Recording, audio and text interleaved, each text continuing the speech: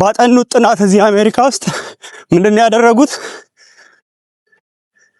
ሯጮችን በሁለት ቡድን ከፈሉና ማጥናት ጀመሩ።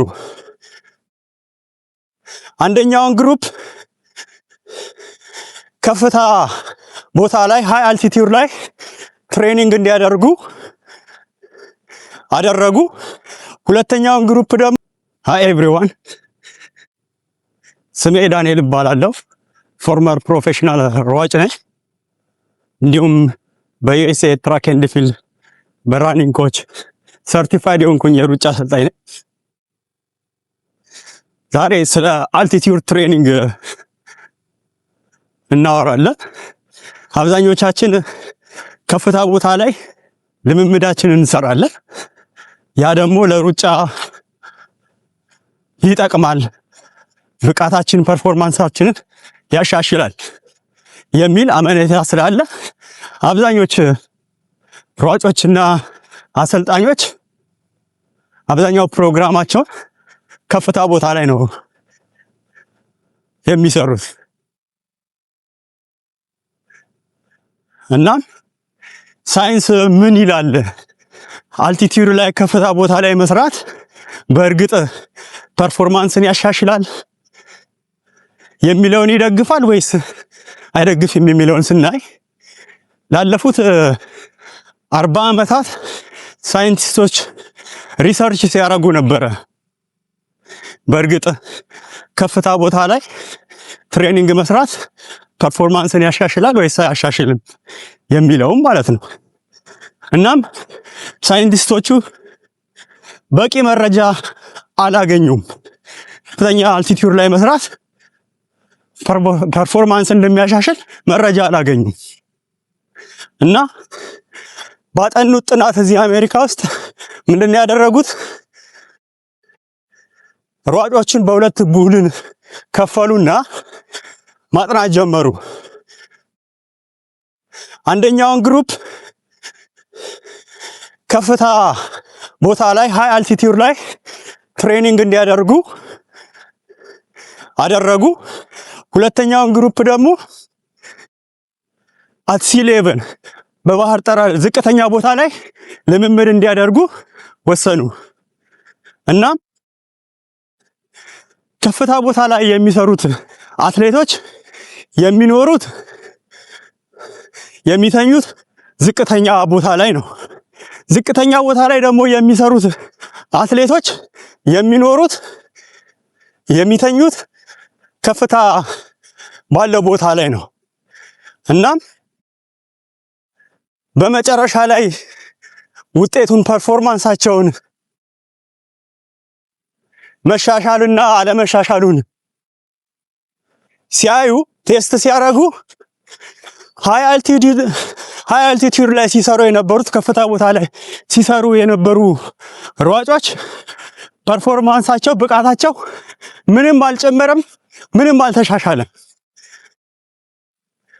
በሌላኛው አንጻር ዝቅታ ቦታ ላይ ሲሰሩ የነበሩ አትሌቶች ፐርፎርማንሳቸው ተሻሽሎ አገኙት፣ ብቃታቸው ጨመረ። ስለዚህ አሁን እዚህ ጋር ልዩነቱ ምንድነው? ዝቅተኛ ቦታ ላይ የሚሰሩት ነው ፐርፎርማንሳቸው የጨመረው። ከፍታ ቦታ ላይ ሲሰሩ የነበሩት ፐርፎርማንሳቸው አልጨመረም። ያለው ልዩነት ምንድነው? ከፍታ ቦታ ላይ ሲሰሩ የነበሩት የሚተኙት ዝቅታ ቦታ ባለው ነው። ግን ዝቅታ ቦታ ላይ የሚሰሩት ከፍታ ቦታ ላይ ነው ኑሯቸው የሚተኙት የሚኖሩት። ስለዚህ ለውጥ የሚያመጣው ፐርፎርማንስን የሚያሻሽለው አልቲቲዩድ ላይ መስራት ሳይሆን አልቲቲዩድ ላይ ከፍታ ቦታ ላይ መኖርን ነው፣ መተኛትን ነው ውጤትን የሚያመጣው የሚለውን ነው ያረጋገጡት የወሰኑት ማለት ነው።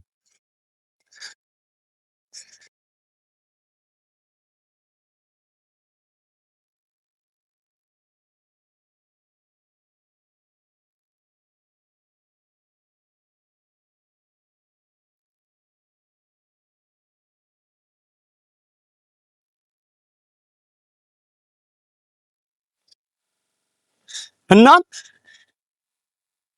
በዚህ ምክንያት እንደምታዩት በተለያዩ ቦታዎች በዓለም ላይ አትሌቶች ትሬኒንግ ካምፕ ማሰልጠኛ ማዕከል ሰርተዋል። ከፍተኛ ቦታ ላይ ማሰልጠኛ ማዕከል ኬንያ ውስጥ ለምሳሌ አይቴን እና ካፕታጋት የሚባሉ በአሪዞና ፍላግስታፍ እነዚህ ቦታ ላይ ትሬኒንግ ካምፕ ሴንተር ሰርተዋል። ያ ምንድነው?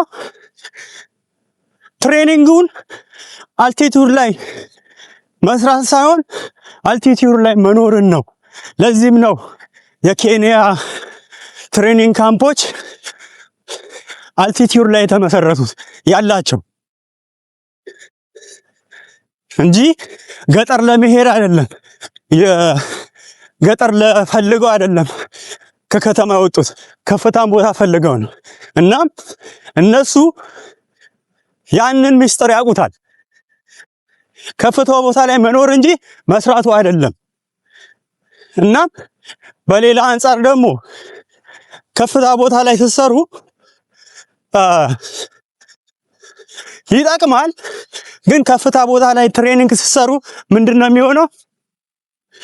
ስፒዳችሁ ይቀንሳል። ስፒድ አይኖራችሁም። ምክንያቱም ምንድነው?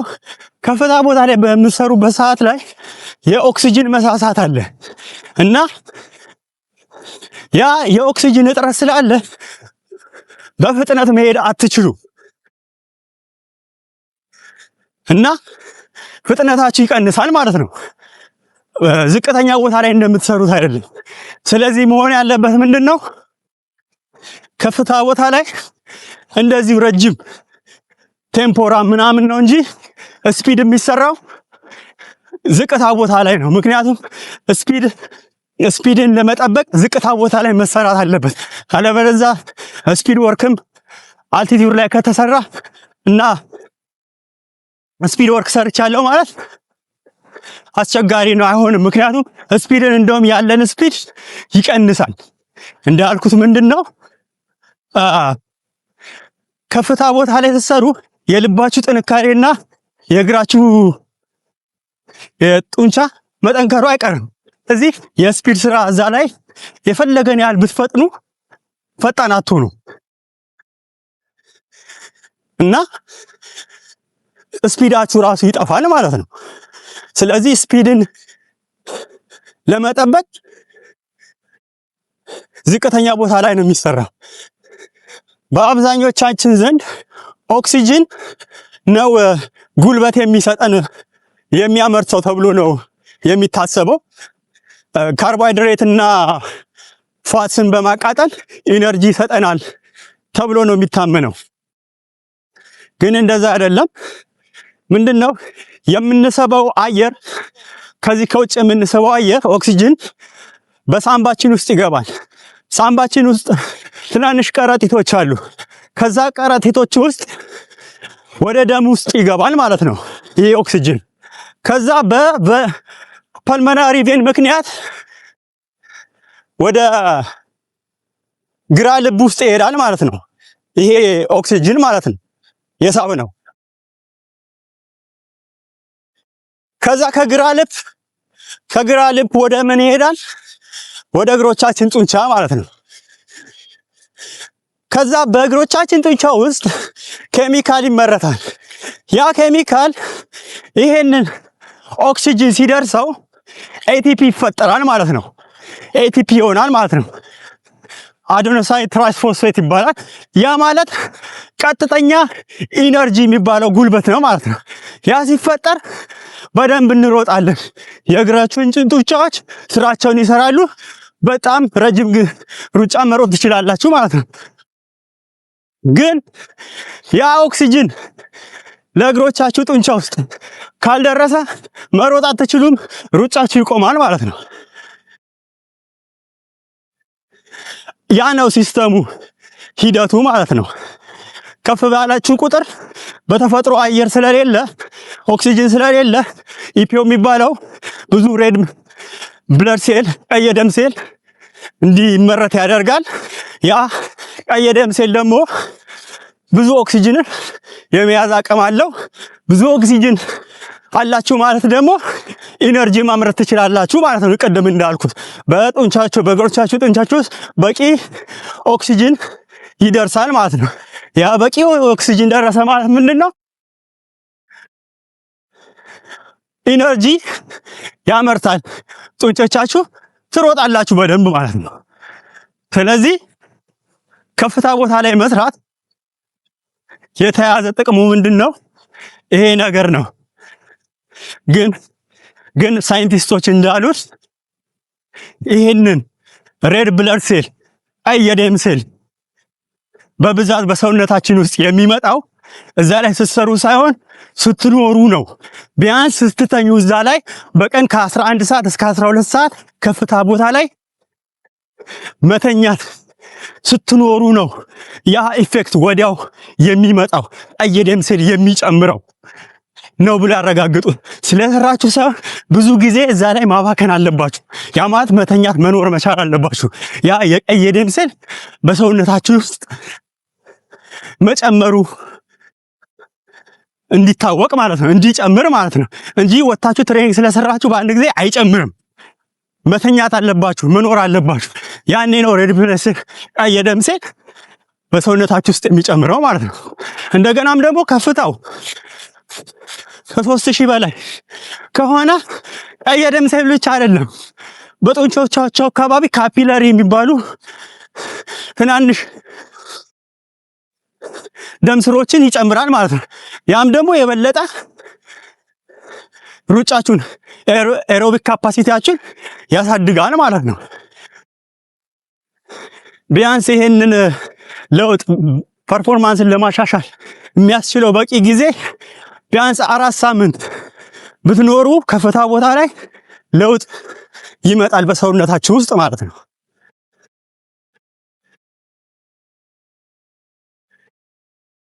እናም እኛ ተፈጥሮን መጠቀም መቻል አለብን።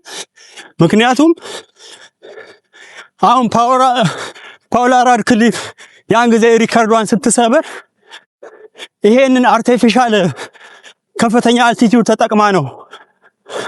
ተጠቅማለች ይባላል። በድንኳን ነገር ነው፣ እዛ ነገር ውስጥ ነው የምትኖረው ማለት ነው። በአርቲፊሻል የተፈጠረ አልቲቲዩድ ማለት ሲሙሌትድ የሆነ ማለት ነው። እዛ ውስጥ የከፍተኛ አልቲቲዩድን አየር ትንሽ ኦክሲጅን ያለው የሳሳ ኦክሲጅን ያለው እዛ ውስጥ ነው ስትኖር የነበረው ማለት ነው።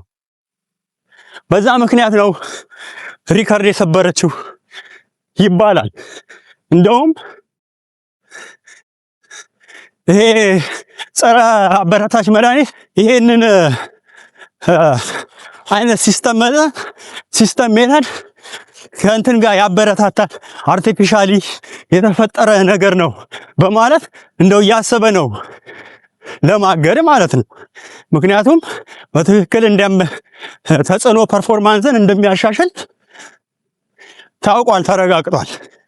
እና የውጮቹ ይሄንን በመጠቀም አድቫንቴጅ እያገኙ ነው፣ ተፈጥሮ እንኳን ባይኖራቸው ማለት ነው። ስለዚህ ሚስጥሩ ይሄ ነው።